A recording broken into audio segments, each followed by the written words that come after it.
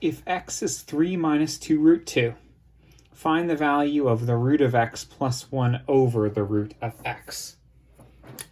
Well, the first thing I'm going to do is rewrite this, but taking its square and square root, which are two functions that undo each other. So I'm going to take the square root of whatever I get when I take root x plus 1 over root x and square them. Again, same thing, but square rooting the square of it, which should have no net effect. But now I'm actually going to square what's underneath here, hoping that the roots disappear. Well, root x, I'm squaring a binomial.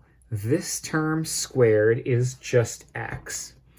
This term squared is just 1 over x. And then I need to add on 2 of whatever the product of these two things are. That's 2 times the first thing, root x, times the second thing, which is 1 over root x. But those root x's cancel each other out.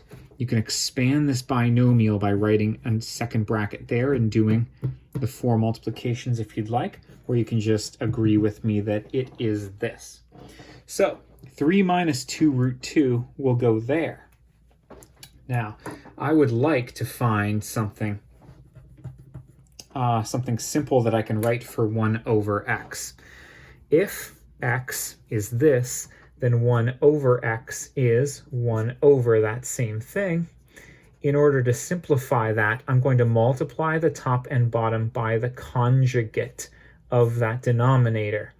You're allowed to multiply the top and bottom of a fraction by, well, anything you want, as long as it's not 0 and as long as that you have the same thing on top and bottom, because they cancel each other out, right? But the top here is going to be 3 plus 2 root 2.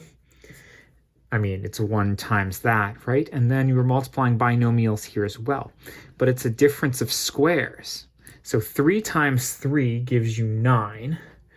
3 times 2 root 2 is 6 root 2. But then negative 2 root 2 times 3 is negative 6 root 2. Those two terms cancel each other out.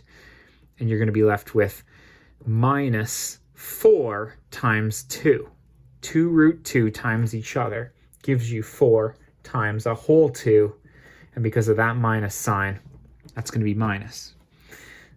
3 plus 2 root 2 divided by 9 minus 8, which is 1.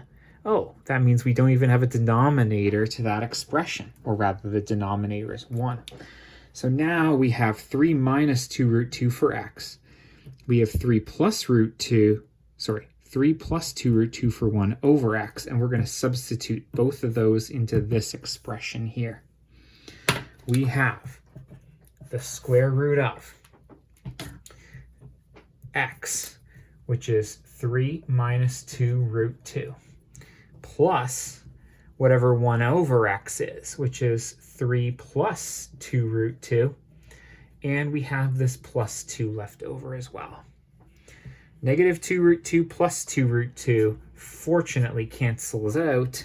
3 plus 3 plus 2 gives us a final answer here of root 8. Wow, that was absolutely wild. I've never seen a question like this before. Thanks for asking, and best of luck.